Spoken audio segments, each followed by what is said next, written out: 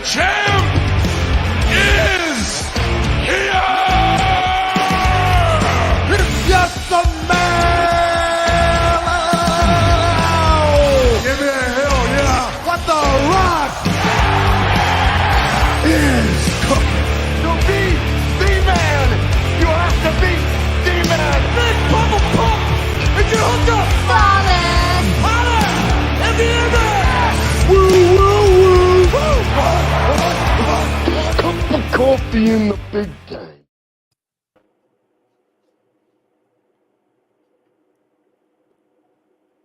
Oh, hey, everyone. Welcome to Working the Marks. Mi gente. I'm Patty Jr. Rican from Stratton Oakmont. And underneath me right now is Macho Rodriguez. He's never underneath me in real life. He's always on top, but not like that. But anyways, I don't know why I said any of that. Point is that Macho Rodriguez is on the show from Must Love Wrestling Podcast. The Canadian-Rican connection, one half of the Canadian-Rican connection is in the house. And we got Dee Rotten from Famcast Media Podcast Network. That thing gets longer every single week. I'm shocked we still haven't been sued for the intro. Mach, how you doing? I'm good, Papa. I'm good. I'm excited to talk about wrestling. I saw with what's on tap here, so I'm excited to get into some of these topics. D, how you feeling, pal? All right, I'm feeling fat, bro, but I'm moving, bro. I'm moving and grooving. Well, I would like to dedicate today's episode to Christian McCaffrey. That's it. I just want to dedicate it to Christian McCaffrey. Swell guy. Yeah, stay healthy. Don't get overused. Yeah. Yeah, don't get blown out. You know? This is a pretty good triple threat between the three of us, man. You got Patty Rican, Macho Rodriguez, and Arn Anderson 2.0. It's pretty cool. Damn, yo. Barn Anderson right there. You know? So what do we got to talk about? Huh? Oh, we got a lot of things to talk about here, Patty Rican. We got a lot of things to talk about here. Let's kick it off, Demon. What do you got for us? All right, man. We got Jade Cargill has been spotted in the Performance Center, and she's officially WWE. Wow. Yeah. Well, I think it's fantastic for one. She is one of the most talented young ladies, young people in wrestling nowadays, and she belongs there. I mean, anybody who says otherwise, you're a little too much in the fucking tribe there with AEW. She's not there with her hair too, bro. She's got short hair. Yeah. What do you think of Mach? How you feeling about Jade Cargill being in the E now? I'm excited, man. I think pop culture-wise that she ventures outside of professional wrestling. I believe her husband is a baseball player, right? So we're gonna get. Yeah, I believe so. And I think that we're gonna get like MLB, like WWE superstars going to MLB games and stuff. It's another way to, cross promote. I'm excited for what she means to professional wrestling as a whole. And I've said this before, and I'll say it again. She was not done a great service in AEW. She's always been a WWE talent who's just kind of been lost in the shuffle. She was put in the wrong company. People have poked holes at her wrestling ability, and I'm like, nah, man, she's a good worker. She's a decent worker. Right now she's working in indie market, and she's a professional wrestler. Ooh, that's a low blow, bro. That's a low blow, Mach. I like that. By the way, big shout out to Working the Marks top guy, Timothy Brown. Timothy Brown, glad to have you with us again tonight here. Yeah, man. Yeah, I mean, look, dude, I think anybody who has eyes that function saw her and said, holy shit, that's a superstar. She's an action figure. She's merch. She's everything that you really need to be a successful wrestler. I think that within WWE should be in a position for them to accentuate the positives, eliminate the negatives, work on the negatives, and put her in a position where she needs to be, which is, on TV, getting millions of people looking at her. Dude, like you said, cross promotion with MLB, baseball players, football players, soccer players, more on that later on. But, it's great. And it's great stuff for the company. And Endeavor obviously knows what they're doing. Endeavor understands what this means for them. I guess we're going to find out if Endeavor knows what we're doing, because I know that you're a big supporter of a man that they might be trying to push out of the company. So I'm sure we'll talk about that soon. We'll see. But in terms of Jade, I really feel like one of the hardest things for any professional wrestler, especially at her development, is to be put out there with other people at your development level. She's always been put out there with green guys. You know what I mean? Now she's going to go to WWE where a lot of those women are pros. She's going to be put in there with people like Natty. She's going to be put in there with people like, Nikki Cross, Asuka, like people that know how to work her level of talent. So I'm excited for what we're going to see. Well, I'm not totally going to hate on the AEW roster because there are some good wrestlers there. There's people that she had good matches with. I thought, even though the hype wasn't there with Chris Statlander, I get like where Tony Khan was coming from. His heart was in the right place. But I think that booking decision wasn't. I think, maybe having Saraya beat her or somebody like that, somebody bigger, somebody that's got a little more oomph to it. Even if Saraya is going to hold it for a fucking pay period, it doesn't matter. We'll find out tonight. Yeah. But I just think that, it wasn't, it was a good stepping stone for her. It was a good way for her to get exposure. But obviously the next level is somewhere else. And you know what? I'm going to call it on the show here. Rhea Ripley versus Jade Cargill at WrestleMania. I'm calling it now. Well, I'm going to disagree with you there. I think it's going to be Rhea versus Becky.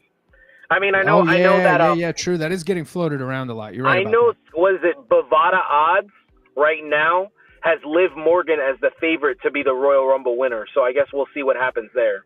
They're going to have to reinvent something with her because look, she's incredibly talented. She's beautiful. She checks a lot of boxes. But for me personally, she doesn't have that thing. She doesn't have that intangible, that thing that Becky has, where people tune in just to see what Becky's going to do, what Becky's going to say, not just Becky wrestling, Liv is beautiful, but the character thing's just not there yet for me. But by the way, I just want to send a shout out to Stella Artois fishing for sponsorships here, folks. Stella Artois, delicious beverage. Hold on. Let me take a sip of this one right here. Hold on. Oh, look at that. Beautiful. That's a big boy. Get your Wayne's World on. I love it. Well, if I could just say something about Liv Morgan before we move on, I just want to say that I'm a fan of hers. I think she's good at what she does. And I've said this before, I'll say it again. She's not bad, she's not good, she's fine.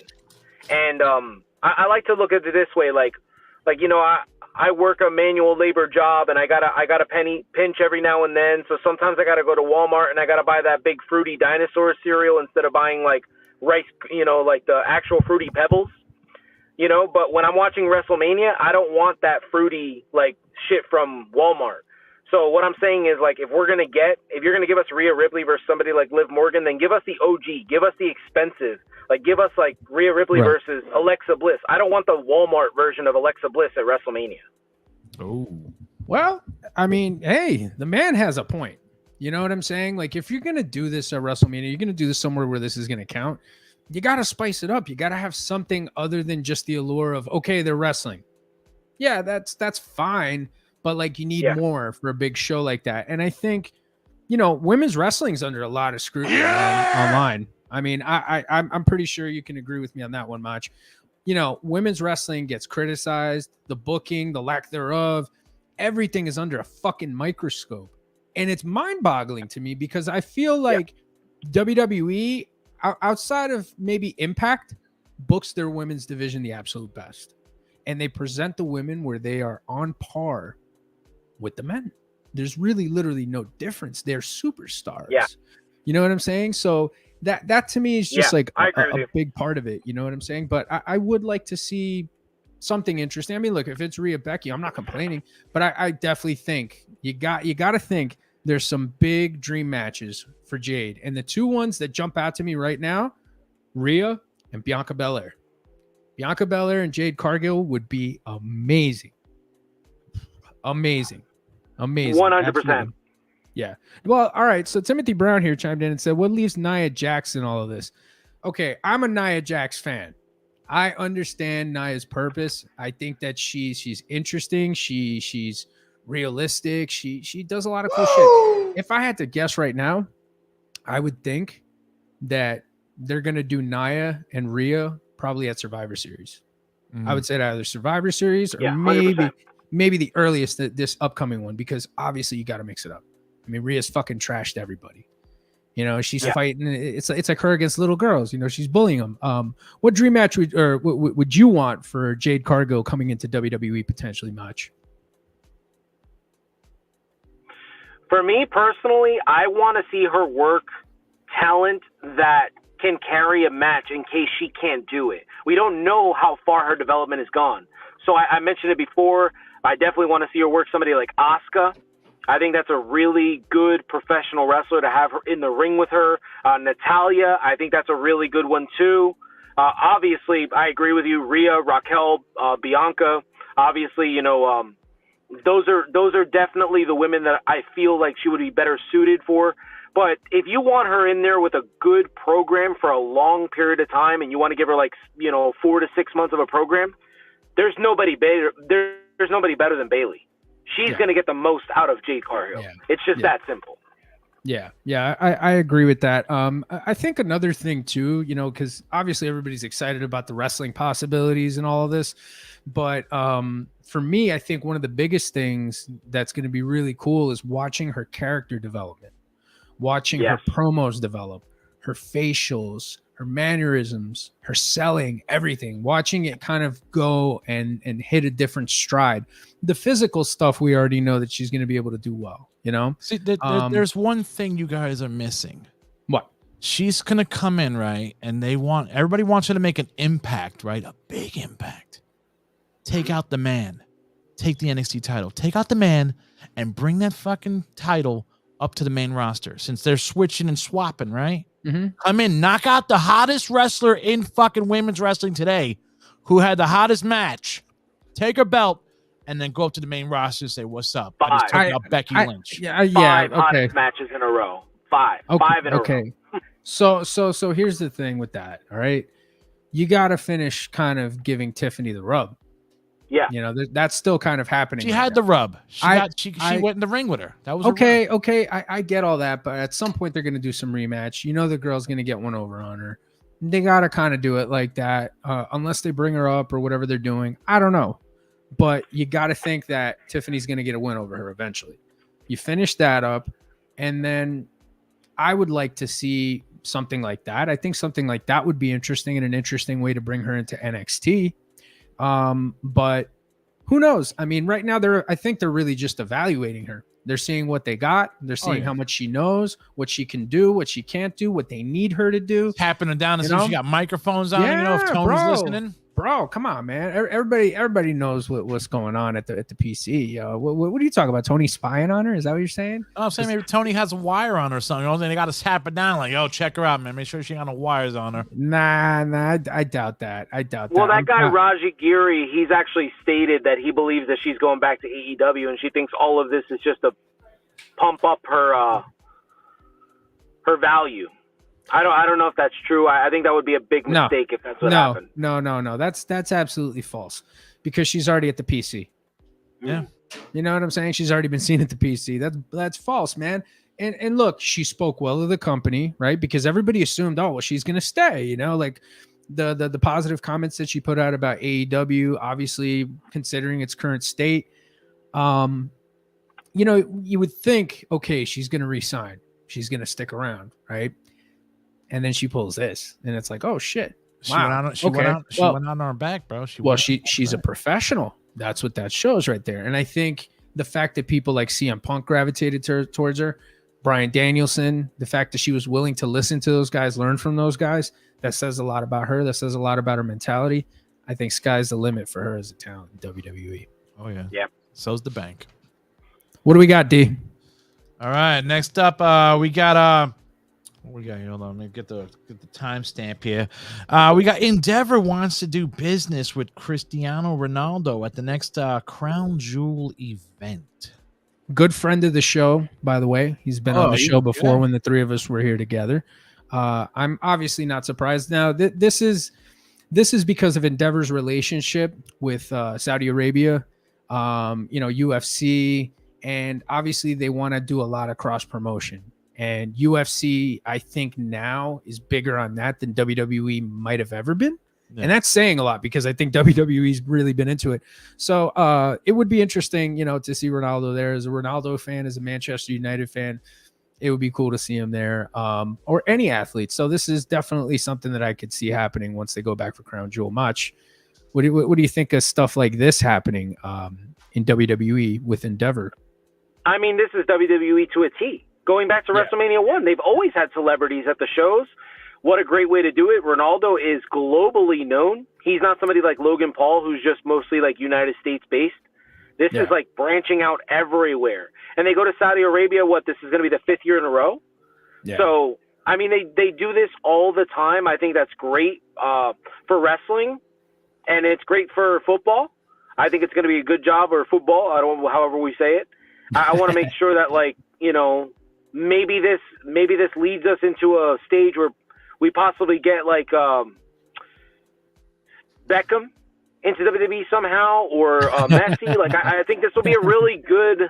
I think it would be a really like strategic. My son would pop for that.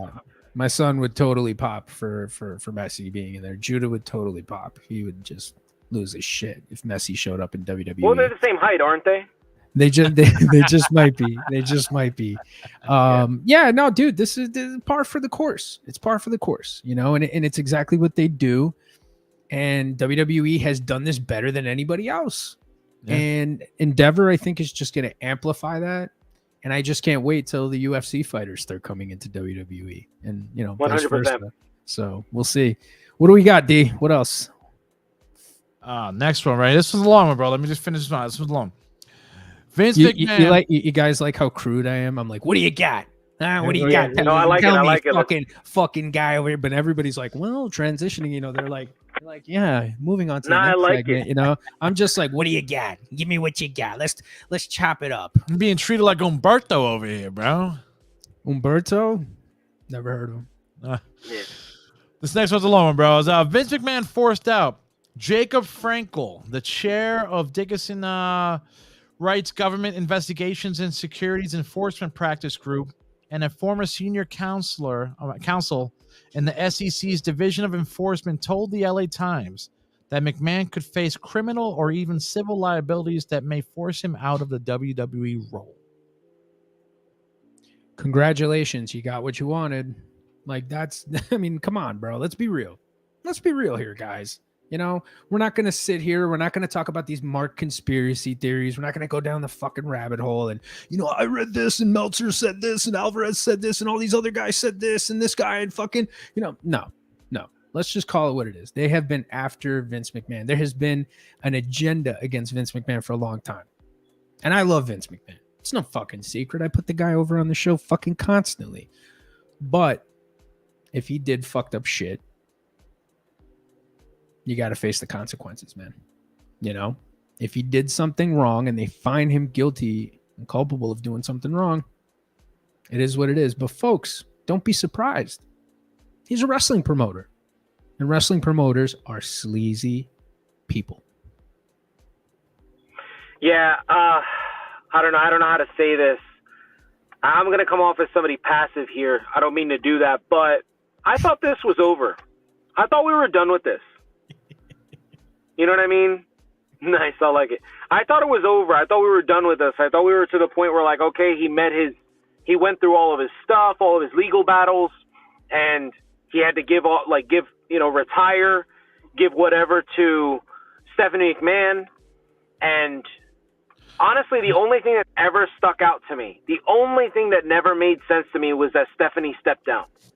That's the only thing that I still can't understand. Well, she's a woman, brother. She doesn't like the way her father, you know, probably, you know, manipulated chicks and stuff like that and came back, you know. I don't know if that's the case or not. You got to understand, she's been around the business since she's a kid. She's been around sleazy shit since forever. So she knows what the business is about. And I'm pretty sure she knows what her dad's done. Mm-hmm. But, I mean, look. Am I crazy saying here that there's a fucking agenda against the guy? I mean, like, this isn't like tinfoil hat shit here. Which you know? Yeah, I mean, it's not, you know, like I think honestly there has been a huge effort by a portion of the wrestling audience, journalists, everybody who have been trying to get rid of Vince McMahon. They just want to push him out of the business. One way or another. They want to find him guilty, culpable of some shit. Of course, because now they realize how they figured out how to do the business. Well, some people figured out how to do the business like him, not everybody. You know, now let's get rid of the head dog, bro. You know, we already know the blueprint. Am I out on a limb here, Mach? Am I crazy? Is the tinfoil hat showing here or something? I mean, what No, this is not a conspiracy theory. This has been going on for a while. Like, I know you and I have had like personal messages back and forth about Vince McMahon, but those are personal conversations. We're not trying to berate the man on the internet. And it really feels like you have a lot of people, like you mentioned, a lot of names, and specifically I'll shout out the idiot from Hog Wrestling, JD from New York. That guy is really, really, like, when they posted that today, his tweet today was like, thank God. Yeah. Like, dude, seriously? Why? Like, can you not get yourself over? You work for a wrestling promotion. You can get yourself over other ways. But I think he's a part of a portion of fans that enjoy wrestling differently, right? But I just think that they hate the establishment so much. They hate WWE so much, even though that's what they grew up fucking watching before they got into whatever Lucha Libre, World of Sport, New Japan, Ultimo Turriamon, whatever the fuck they pulled out, fucking DDT, fucking Chikara, all these indies all over the place, Jersey All Pro Wrestling, like, before they got into all that stuff, that's what they liked. And it's a part of the business. And I just think that perhaps their fandom has kind of stunted their growth intellectually and has kind of taken away their objectivity when it comes to wrestling. Like, they can't look at wrestling for what it is. They want it to be something else. And I think they get a little too stuck on that. And I think, unfortunately, look, JD has his fan base, for better or worse. I'm not going to sit here and shit on the guy. He's getting fucking views. He's doing things. Good for him. I disagree with him like a motherfucker, but that's the beauty of it all. You know what I'm saying? Well, it's been said there's actually a book written about it, and it's controversy creates cash, and that's what he's doing. He's creating controversy so that way he can get views and he can get cash. I mean, that's kind of the way it is. I personally think that he's as bad for the wrestling business as Dave Meltzer. That's kind of how I feel about it. But Interesting. I just I don't understand what they service the wrestling business for. Like, all he does is like prop up AEW, and it's like, listen, I love Bryan Danielson, I love Kenny Omega, I love Hangman Adam Page, I love Swerve, like, I love those specific guys, Orange Cassidy as well. You could throw him in there. But like, if I wanted to sit down and watch an episode of Jackass, then I'm going to go on to Paramount Plus and I'm going to watch Jackass. I don't want to see that on Wednesday and Friday night. And then every now and then get a really good match with Bryan Danielson, because that's all AEW is. It's just it's a 2-hour episode of Jackass. It's Sting! Oh, yeah, well, no, he's the best. He's Mount Rushmore. No, you don't want to go there with him, D. Like, I love Sting. What are you talking about? I love Sting, that's his fucking dude. That's his dude. Matter of fact, funny story here, folks. When I first met this guy, it was Washington School, Union City, New Jersey, 7th grade. Yes, my second time in 7th grade, by the way. And I got kicked out of Catholic school across the street. But this dude comes in and he had a baby mullet, like a baseball mullet, the tightest jeans you ever seen on a human being, and a Sting t-shirt. And I was just like, wait, which one? Wait, Crow I was like, fuck this guy. Yo, I'm pretty sure if I recall correctly, you and I were gonna fight each other that day. Yeah, that day, first day of school. I was like, fuck this guy, yo, coming in here with this fucking Sting t-shirt. Came in with the Sting t-shirt. Wait, what's Crow face? The Crow face. Yeah. It was Crow. Yeah, it was the Crow Sting with the autograph on the back. Yeah. Straight from WWE shop, WCW shop. I mean, yeah. Yeah. So, I was just like, fuck this guy. And then my cousin's like, yo, fuck this guy, bro. And then we were supposed to fight that day after school. And then we're like, yo, you want to just hang out? We're like, why we just started hanging out. We became friends. Why this animosity towards him? Because of Sting? I couldn't really speak English clearly back then. I had a pretty thick accent. Yeah, I was a punty too. I think I might have had a mohawk at the time or something. I don't know. I was definitely very confrontational. I came from an island where action, like, oh, let's meet outside, that was a normal after school thing. Like, oh, you don't like me? All right, well, let's go bang out. And like in the States, I guess you can't really do that. But actually, we didn't become friends then, bro. Remember, I was walking around town by myself, and you and your mom were doing laundry at Pathmark. at the laundromat, and you came out and you were like, "Yo, what's up?" And then you introduced me to your mom. We went back to your place and played PlayStation. Yeah, that's right. Yeah, because I watched you break Lara Croft's neck over and over. Yeah, that's how I used to play Tomb Raider for a while. Yeah, that's right, dude. I'm sorry, man. I just, concussions and gimmicks. The mind's a little cloudy. With a chance of meatballs. But nah, man, it's wild though. It really, really is wild when you think about it. I know this guy like almost 25 years now, just about, right? Yeah, we still don't look like shit. We were 13 years old. Yeah, we still look all right, bro. We still look all right. Fucking man. Dave, you look like shit though, bro. Fucking hair club for men and fucking hair dye works wonders for people. I say. Oh man, I don't know. I love you. I think you're an older cat, but at least you don't have to put on like window dressing like Umberto does. So it looks good. It looks good on you. Oh man, that was stiff, man. Come on, man. Ooh. You giving potato shots like that on the air? Ooh, yikes. Jeez Louise. Nah. You guys should settle in an arm wrestling contest, like fucking over the top, like real. I'll show up like your kid, bro. I'll be like, yeah. He already got the switch turned, with the military school jacket and shit. Yeah. He's got the switch turned already. Mach turned the switch already. He's ready. Yo, but that movie's a fucking classic, bro. I don't want to hear it. You heard it here. Fuck yeah. You heard it here on Working the March, people. Got great wrestlers in it too. Fuck yeah. Over the Top's the shit. It's the hell shit. Yeah. Those fucking action movies, the late 80s, early 90s, fucking gold. Mid 80s to fucking early 90s. Straight gold. Steroids and fucking baby oil. I don't want to hear it, bro. Absolutely. I don't want to hear it. Don't at me, as the kids say. So you got it's out. Don't ever say that again, bro. I don't know what the hell that means. What? I'm trying to be fucking cool. My kids are watching. Wait, actually, no, kids, you should not be watching this. This is a fucking lousy idea. Yeah, man. What else you got, D? Yeah, man.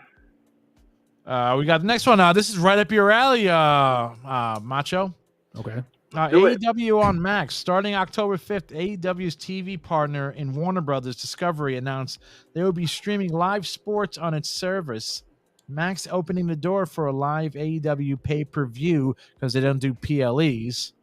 Events shown at a later date. Hold on a second. Before he answers that, can we just like put a pin in this real quick?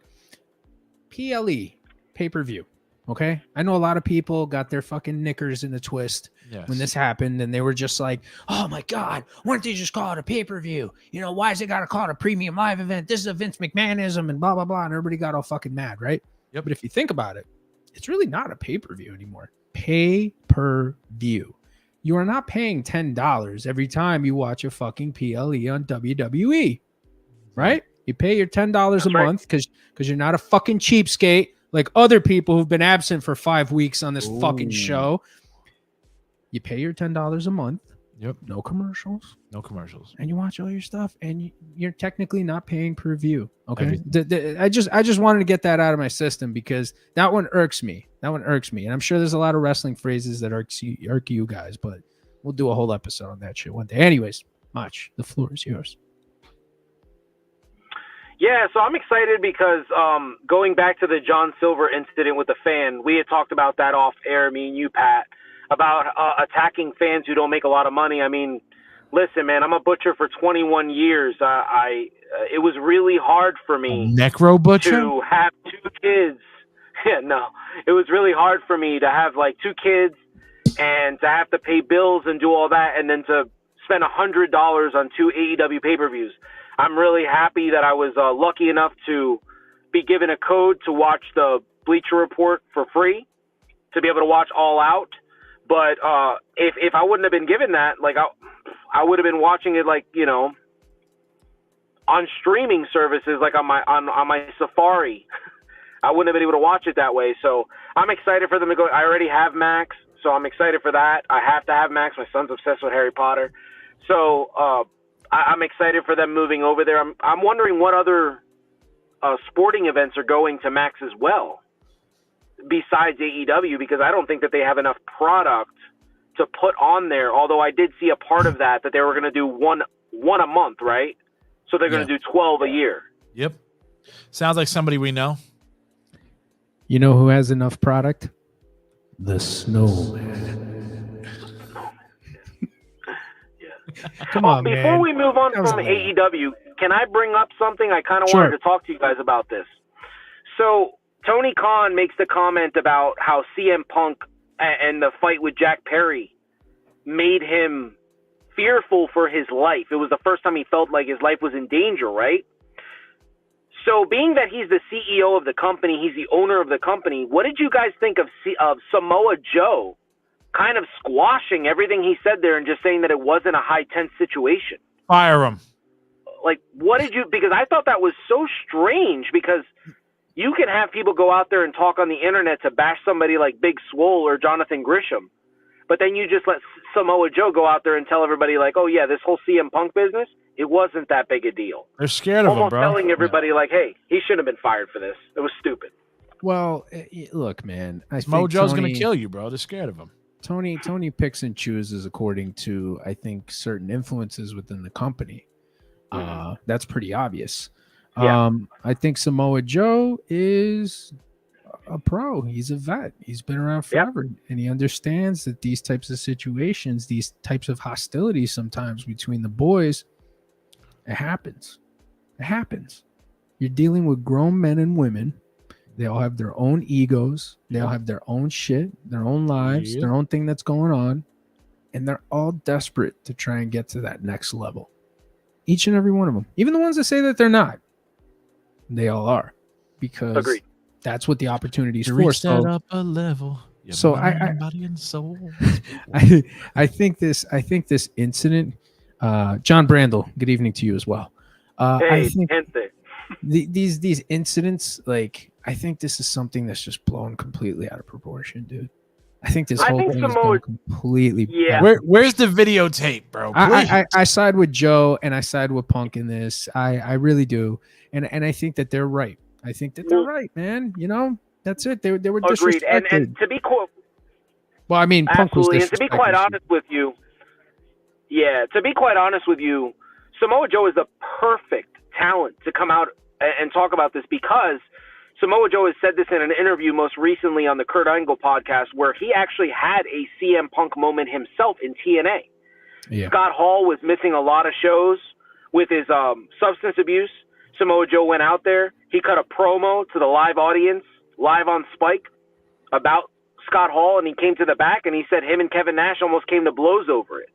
Nash was really upset. So Samoa Joe knows what it feels like to be the guy to start the controversy by opening your mouth, and then like seeing the reaction be so ridiculous towards him, right? Yeah. I think he's the perfect guy to say something. I just find it odd that Tony Khan allowed that to happen. I mean, again, Tony picks and chooses, I think, his battles and when he gets involved or when he chooses not to get involved. And I think in this instance, you're not going to fucking leash a dude like Joe. Joe's a fucking OG in the game, bro. Joe has more respect in the business than Tony.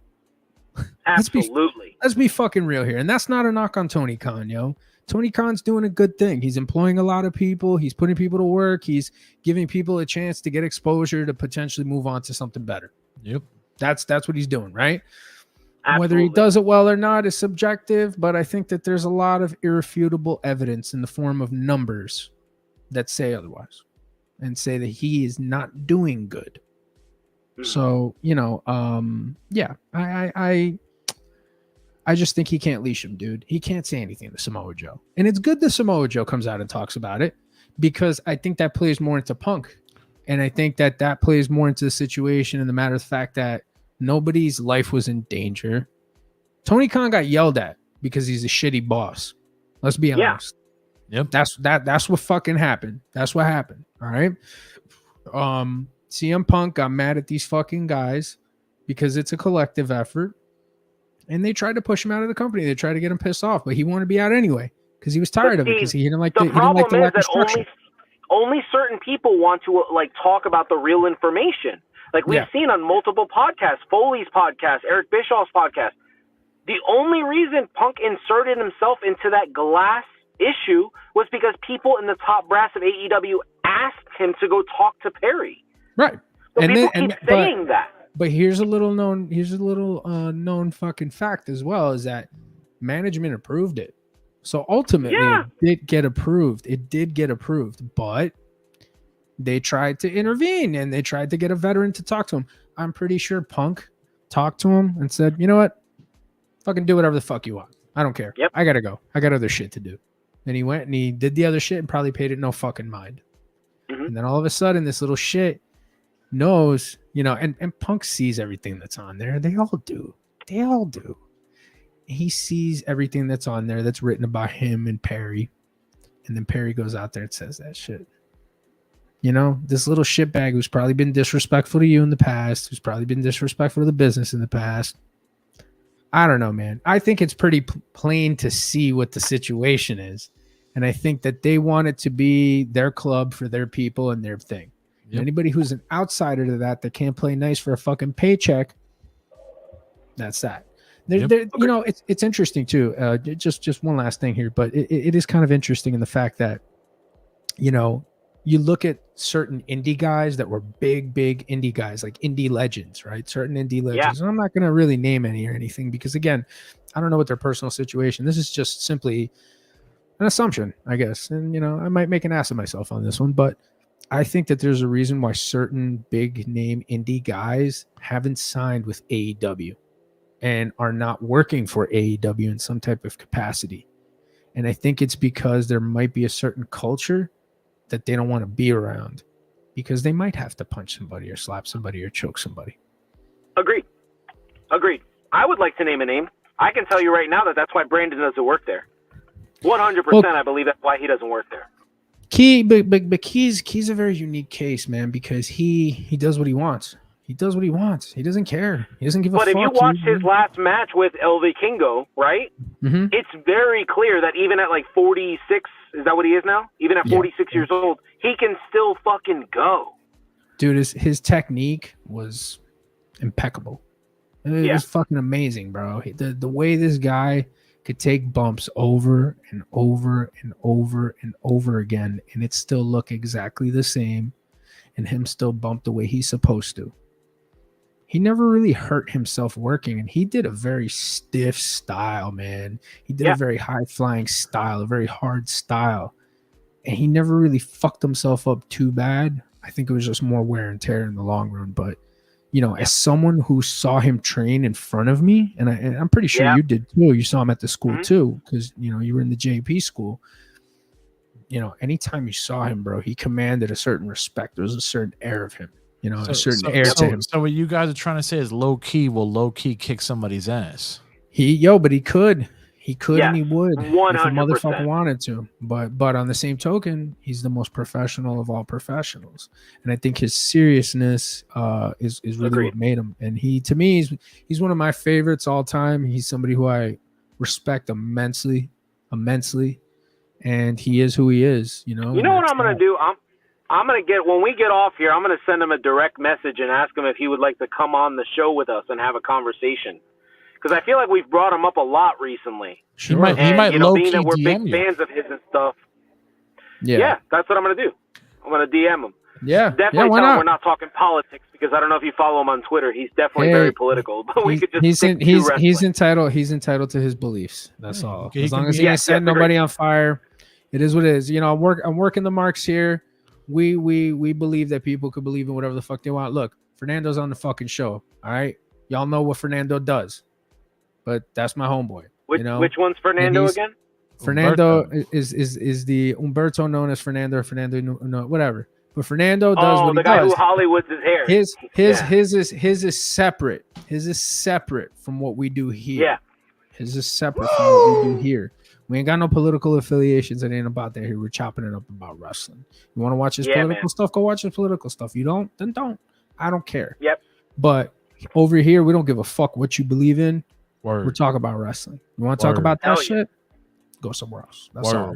And Fernando's our guy here on the show. So, you know, that's that. Yeah. I love him. What do you got, D? That sounded so fake, Mach. I love it. You're such a shit stirrer, I swear, bro. What, man? Look, we have the same color hair. I mean, Not mine you. is natural. His is painted Listen. on. It's all good. Listen, I'm not gonna get in the middle of this. All right. I just complimented his hair. What the fuck? I work for Stratton Oakmont. I'm a professional. Got it. So, D, what do you got? All right, here we go, man. Next one up, Randy Orton has been cited at the Performance Center. There's been Randy Orton sightings at the Performance Center. Nice. Mach, what do you think? I think this is great. The first person that came to mind was Matt Riddle. This is great for Matt Riddle. It's a guy who kept them in check, who was able to pull out the version of Riddle that we've all been wanting to see for a long time. So if he comes back to the business, I want him to have certain matches, maybe like with Cody. Definitely want to have like that little, one-off there. Give him and Cody a little couple month feud. I definitely want him to come back to pro wrestling. I would love it if maybe we got a little gimmick where Drew McIntyre finally turns heel, turns on Riddle, and when all things are lost, here comes Randy Orton to save the day. I think that would be brilliant. Great way to bring him back. Then he doesn't come back to like a full in-ring work, like one-on-one, but he can come back to tag. Tag is a little bit easier to work than it is like actually going in there and working, an entire, like you definitely have a guy in Riddle that's going to take all the bumps for you. I think it's smart. I like it. I'm excited. Wrestling has missed him. Absolutely. He's certainly one of the all-time greats. I think he's a dude who, took the diamond cutter somewhere else, made it his own thing. And I mean, now it's interesting what you just mentioned to me. Do you think that they'll keep the tag team around longer or they'll just jump into the feud? What do you think? The tag team with him and Riddle? RK Bro, yeah. Do you think they'll kind of go back to them to being good again and then Randy turns on them? Or do you think that's too obvious and they lead to it somewhere else? Or I don't know. All right. So if the reports wouldn't have leaked that Randy might have been forced to retire, I think that they could have broken them up right away, had Randy go out there, work one wrestling match with him, betray him right away. I think it would have worked right away. I just think that the fans right now, they're not going to boo him. He's going to be too over. No, that's what I think is going to hurt the story. He is. I would be interested to see like Drew turning on Riddle, right? Riddle getting kind of like back. Randy comes out and Randy fucking like RKO's fucking Drew but tease him and Riddle, but like everybody, because if you do it right out the gate, I mean, okay, fine. But like, really, like, come on, man, like, build me up a little bit here. So look, regardless of whatever they end up doing, I think they're going to do it well.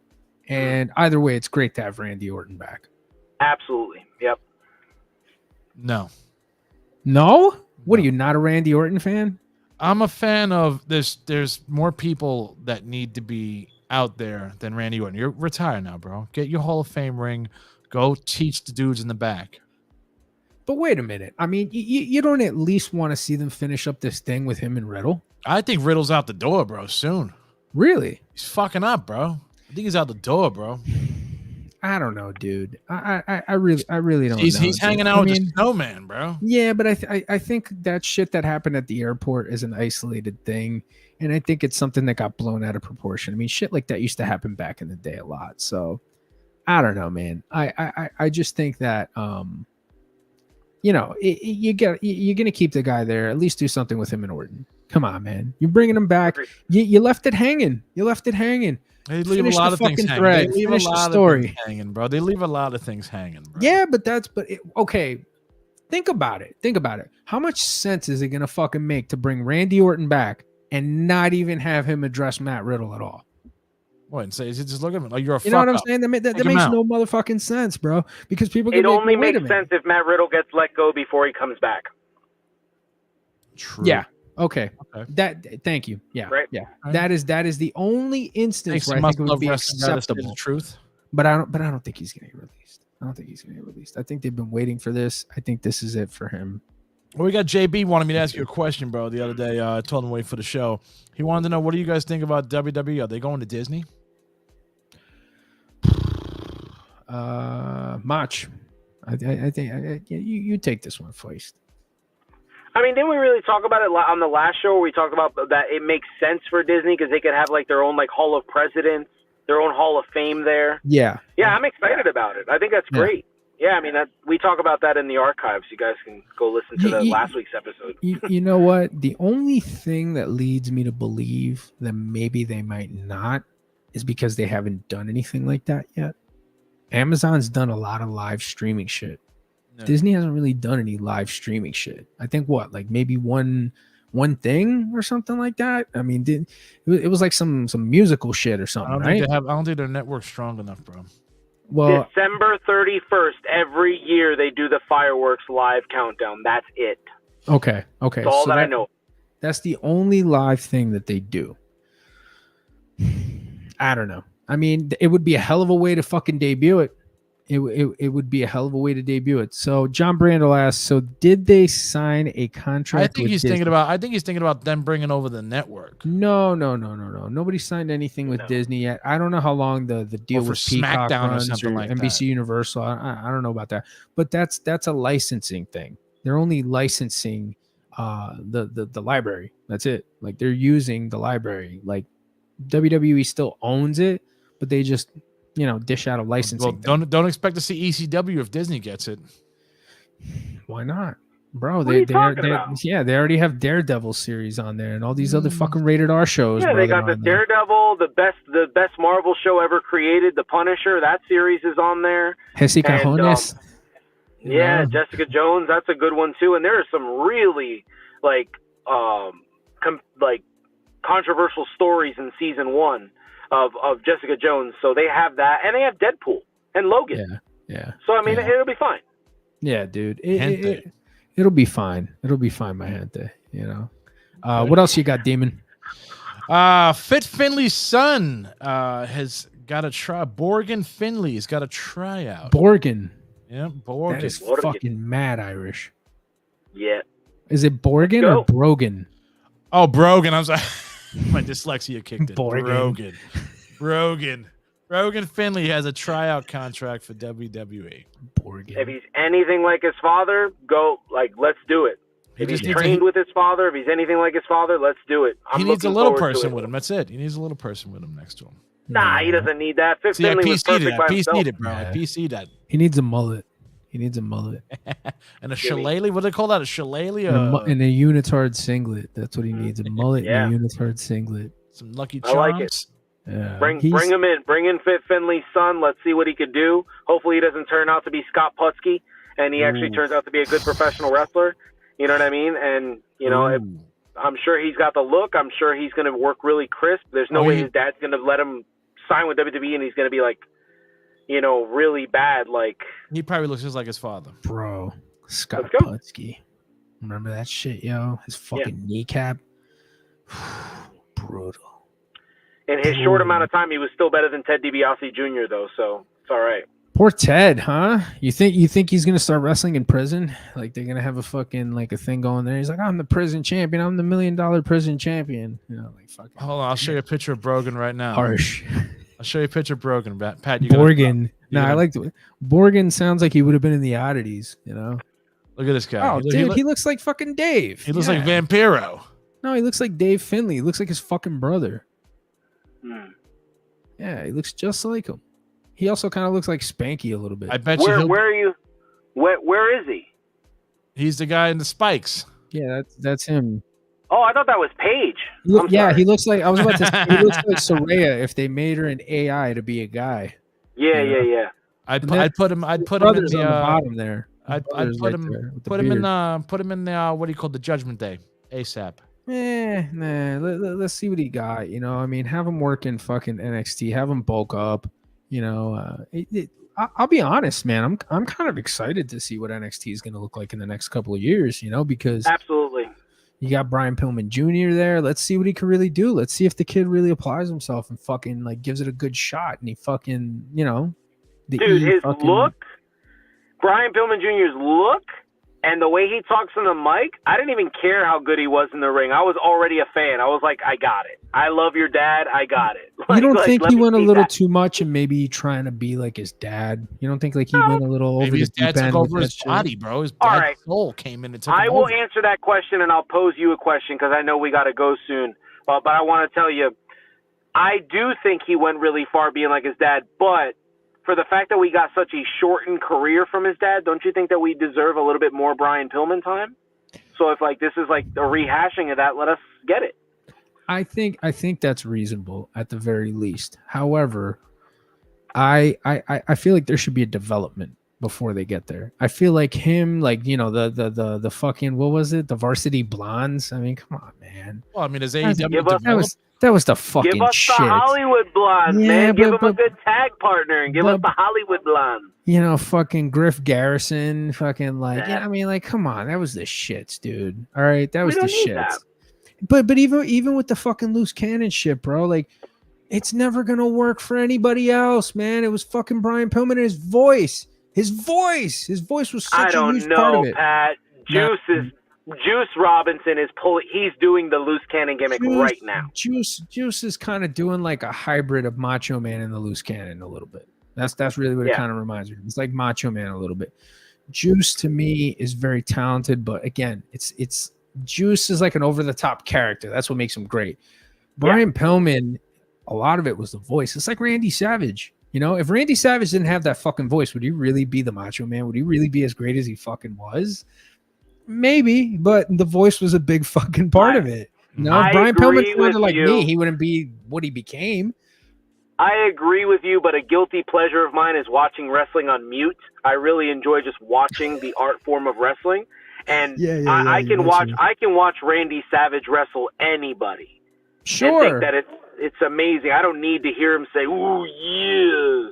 You know what I mean? Like, okay, interesting point you bring up there. Okay, a nice little fucking segue here. Cody Rhodes, right? He was talking about how people remember promos more than matches. Yes. Is that how you feel? Do you remember promos and segments more than you do matches, or do matches mean more to you? No, I think that's a big part of why we're such great that we're so good and our connection is the way it is. Because you're a guy who loves stories in professional wrestling. Right. I'm a guy who loves the inside of the ring stuff. So I've never been. That's why you're a Sean fan and I'm a Brett fan because I like the wrestling part. Both garbage. Oh yeah, you're a Luger fan. Oh, in the back. Isn't that the back pose? Didn't you do the back? Isn't that Raquel Rodriguez? What the fuck? Anyway, but yeah, no, I'm definitely one of those guys. Like, I'm not going to say I'm not a fan of story, clearly. Favorite wrestler ever, Sting, and without his character, he's not over. He's just like, you know, well, but you know what? I like what Bret Hart did in the ring, but I just liked it when Dynamite Kid did it better. I mean, that's kind of how it was. Yeah, agreed. Missing link fan here, John Brandel. Wow, that's kind of a shot. And you know what? I kind of dig gimmicks like the missing link. I was a huge Sabu fan. I fucking love the Sabu gimmick. I love the craziness of it, the fucking screw, the fucking pointing up, you know, all this shit, the fucking tape. He was so innovative for fucking high flying. Him and fucking Van Damme. But I mean, Sabu was just like, I really love the gimmick. I thought that was an excellent one. Very much in the vein of like Bruiser Brody, guys like that. You know, fucking. You heard that? I said that like I'm living in PA. Bruiser Brody. You guys have a funny accent out there, by the way. Funny. And we just all sound like Sopranos characters here. So, but bruh. But yeah, I'm a big fan of gimmicks like that. D. What do we have? What is our main event topic today? Oh, we got one more. All right, we got one more from John Brandel. One more, man. We got one more. Because we got our guy in the street, Mach, man. You know, and he's Owen Hart. He's at a raid right now. He's actually a state trooper out there. But Owen Harts' son said he hates professional wrestling, but AEW feels like home.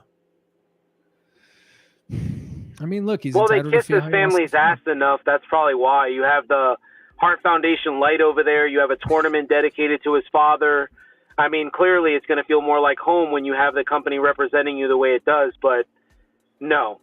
Yeah, but Uncle CM Brett's gone, so yeah, I strongly disagree with Owen's son. I'm sorry.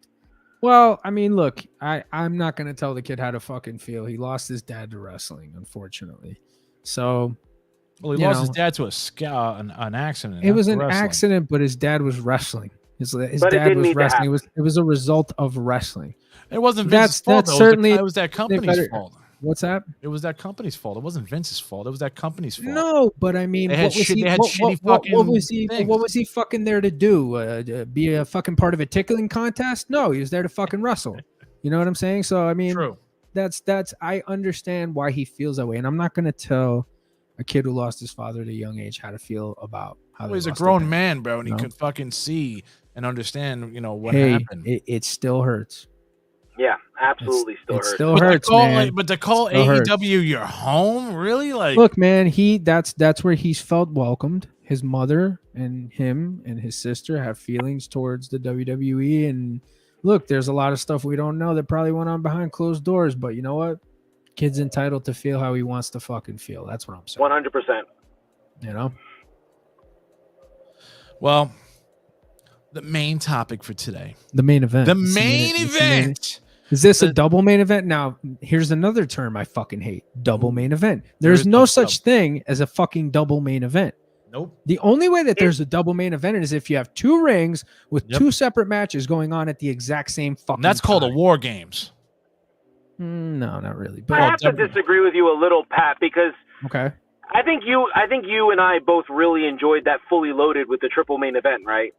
Yeah, but that's marketing, Lou. That's fucking marketing. Yeah, that's what I mean. So I think in terms of a one-off, like, oh, that's the marketing for it. That's good. But for them to continue to do it, no, it No, it's oversaturates marketing. the word main event. Yeah, it's marketing, bro. That's all it really fucking is. There's no such thing as that. Like, but anyways, that's my inner Larry David. All okay. Right. Well, tonight's main event is The Rock. We all know came back to SmackDown, and he broke the internet, bro. Absolutely. Broke it. Yeah. Let me tell you right here. This is right here. According to WrestleNomics, the latest episode of SmackDown was watched by 2,569,000, a 0.70 rating among 18 to 49-year-olds. The floor is yours, Senor Mach. 107 or 109 million downloads on YouTube for that clip alone of him returning. I mean, people want to hate him as much as they want to in all different forms of media, whether it's the Maui thing, although he looks super uncomfortable there with Oprah. That looked more like an Oprah thing. You want to hate him because you felt like he ruined the DC universe. Okay. Yeah. You know what? As a fan, hate him. Send him back home. I'm okay, because in wrestling, we'll accept, like, we will welcome him back. We'll take him back with no questions asked. And it was clear. The internet was, I'm serious, go back and look before SmackDown. The internet was angry at his interview with Pat McAfee. Oh, he's trying to tell people that Cody only got that spot because he bailed at the last minute. Which, Pat, you were on that shit for the whole year. You knew that the main event was supposed to be Rock versus Roman. Yep. Then it didn't happen, and we got the story, finish the story. And everybody was angry. And then guess what happened? At about 8:07, his music hits, and the world fell in love with him again, because that's what he does. He's the fucking Rock. The most electrifying man in all of entertainment. He's that over, man. He makes you feel like a kid again. Yeah. I can't watch him and not be a mark. That's honestly how I feel. He came out, and I remembered getting off the plane in November of 97 and my dad being like, Louis, you got to watch this guy with these fucking monster thighs. This fucking Jerry curl. I wish I had, Louis. This fucking Jerry curl.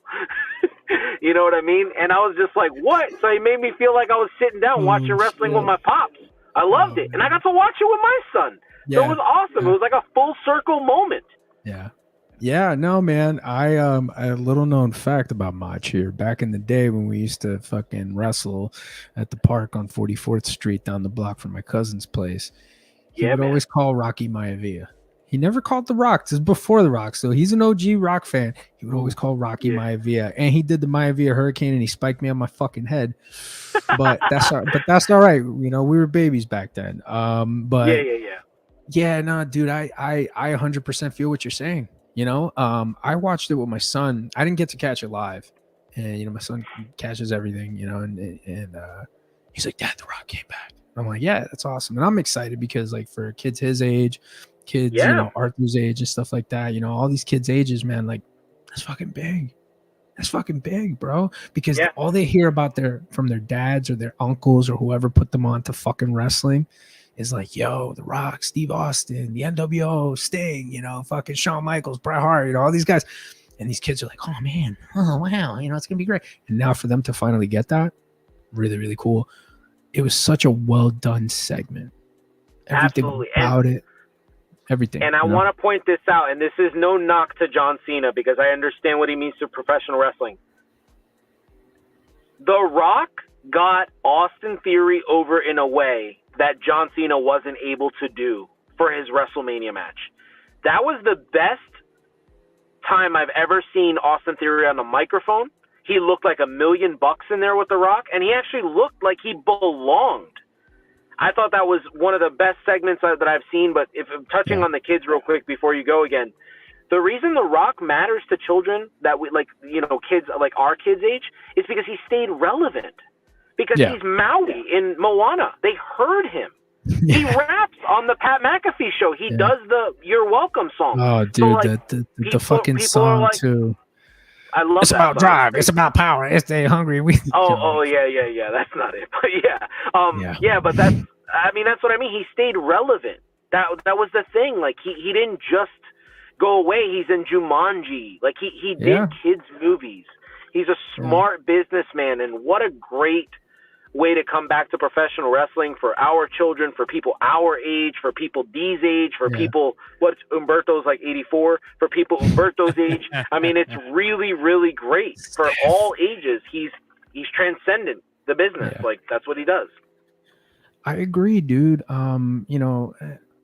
I feel what you're saying, man. I got a little emotional too, like watching it. I was just like, wow, like I felt this thing that I don't really feel anymore when I watch it, but it was just so great to see him out there.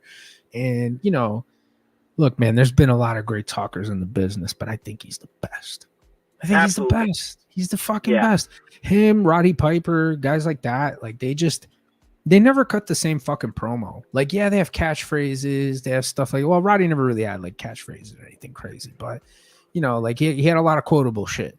But like Rocky, man, like he's like a fucking freestyle rapper. You know what I'm saying? Like whenever he cuts a promo, he's like the greatest jam musician ever. Like he just goes out there and he just fucking entertains the fuck out of people.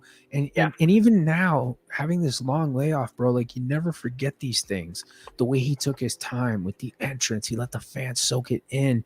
He didn't just rush to the fucking ring for no fucking reason. No, take it in. He could definitely teach a class at the Performance Center on pacing alone. Now here's an interesting question for you, Macho. I know we're running down on the window here, but you mentioned John Cena, right? And you said that, John Cena was not able to do what The Rock could do for him in that segment. What do you think it is that John Cena is lacking with the audience that the perception of Theory is now greater with The Rock than it was with Cena losing to him? They can't see him. Oh, I feel like this is going to make me out to be a Cena hater, and I guess to be truthful. No, you are not a Cena hater. You actually told me that story about you, John Cena. When you met John Cena. So at the Middlesex Diner in Carlisle, Pennsylvania. That's right. No, what I will say is I feel like John Cena's always been the type of guy that whether he tries to or not, he's the guy getting over the most in the ring. There's certain people that can work with him that can get themselves over, like The Miz or Daniel Bryan or CM Punk. But when he's in the ring with anybody else, he's the guy who comes out on top. What we know about The Rock, dating back to his feuds with Foley, he always gets the guy in there with him over. That's been his thing.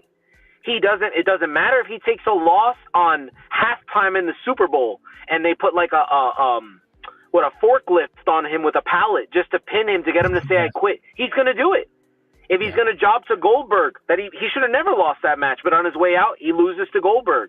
He puts over, it was his idea. This is from Brock Lesnar's mouth. It was his idea to drop the title to Brock Lesnar SummerSlam. I think that's the difference, Pat. He always wants to give back to wrestling, and other guys like John Cena, Hogan, these guys, they want to take as much as they can from wrestling. Interesting. I mean, I don't know what he's like backstage. I think later on in his career, John Cena was a guy that really gave back a lot to the business. But I think for me, at the end of the day, the biggest thing I would say, and just to close this segment of the show out here before we say goodnight, I just think that the biggest thing about John Cena was he didn't get over organically. You know what I'm saying? You go back to John Cena, I think he was organically getting over with the heel rapper gimmick before they switched him into that white meat baby face. And once they switched him into that white meat baby face, I feel like they ruined his ability to get over like organically, like the way Steve did, like the way Rocky did. And I think that those guys got over organically. And I think that means more to the fans in the long run than the way John Cena got over, which John Cena just got over time because of respect, because of what he's given to the business. Absolutely.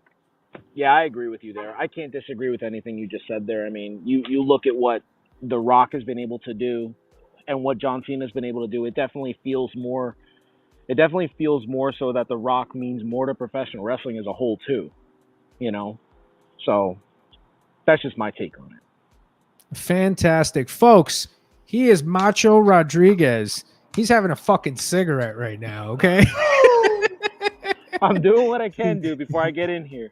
But thank you so much, man, for being on tonight, man. We appreciate you. One half of the Canadian-Rican Connection, and from the Must Love Wrestling podcast. I'm sorry, I fucking botch these names all the time. I used to call his show In the Dungeon with Stu Hart for fucking years. But we might have lost Mach there though, but it's from the Must Love Wrestling podcast, the Canadian-Rican Connection, my brother from another mother, Macho Rodriguez. Much love to Macho. This is like his wanted photo. Sure, you know. It looked like your wanted photo there for a second. Oh, I like it. Yeah, hopefully I'm wanted by some sponsors. Let's go. Let's get in there. Yeah, like Stella Artois and whatever cigarette you're fucking smoking right now. Yeah. But no, man, thanks so much for being on tonight, man. We really appreciate you, man. We appreciate your input, man. And you want to drop any socials? Want to plug anything before we let you go here? Yeah, man. If you guys want to follow me on the TikToks, follow me. It's Boricua Lou. It's BORICUA.LOU. Come talk to me on there. I'll pretty much talk about anything. And follow the YouTube channel too, Must Love Wrestling. It's absolutely, like we could post every week, try as much as we can, and hopefully next week we can get you guys on our show, and we can move on from there. I would love to. I'm keeping my Tuesday night open. You need more Phoenix King. More Phoenix King. Yeah, absolutely. Yeah. All right, guys, I'm out. All right, man. Thank you so much. Love you, brother. Take care, man. Yeah, man. Great to have Macho Rodriguez on here from the Must Love Wrestling podcast. I was checking out their episode last night. Give them a follow. Check them out. Write them some stuff, man. We love to have these discussions here on whether it's Working the Marks or Must Love Wrestling. Any of these shows that you find here on Famcast Media, we love to chop it up with people, though, and we appreciate all the support and all the love. D, you've been awful quiet there in the corner tonight. Oh man, just a little tummy ache today, little tummy. Oh, dude! By the way, shout out here. I saw Johnny Riffs today on Bargain Line, and I shouted him out too. I said, "Johnny Riffs!" I rolled down the window. I said, "Johnny Riffs!" And he just looked. You know, he had the hoodie on. He looked like a fucking Sith walking down. What the hell was he doing up there? I don't know. He lives in Pennsylvania. You might have seen a doppelganger. No, it was Johnny Riffs, dude. Really? It was Johnny Riffs. Shit. It was Johnny Riffs. I saw Johnny Riffs. He always tells me he always hears his name being yelled out out of nowhere. He's like, unless I'm having a fucking flashback, I don't know. I mean, he said he heard somebody scream his name out once when he was walking past. He was walking past the bar by your house. It might have been me. It might have been me. But yeah, no, man, lots of great stuff tonight, man.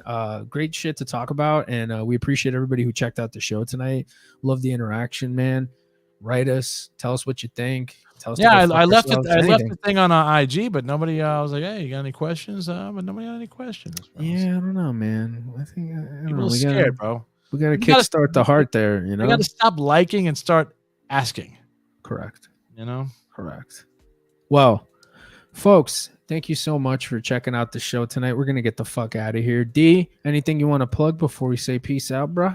Yeah, just make sure you guys like and subscribe. Everything working the marks, man. Like the YouTube channel, man. Subscribe and everything, and just check everything out, bro. You guys know the gimmicks.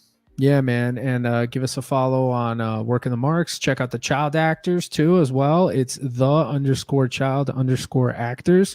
We're on Instagram. We're going to be playing some shows pretty soon. We potentially might have one early October as well as October 14th.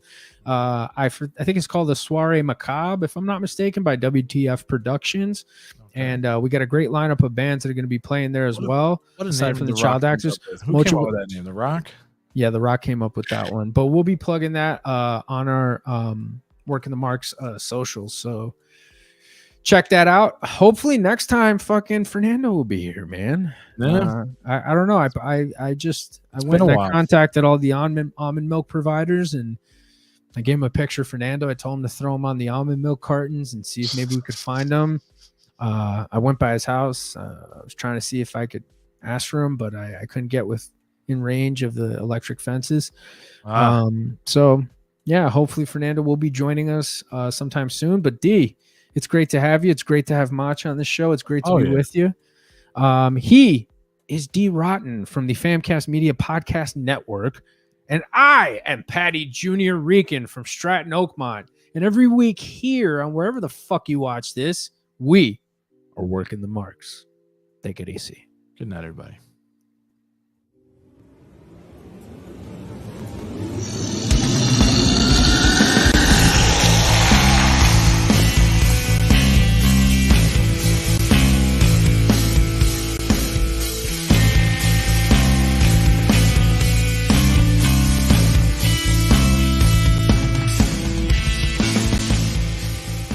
Famcast Media.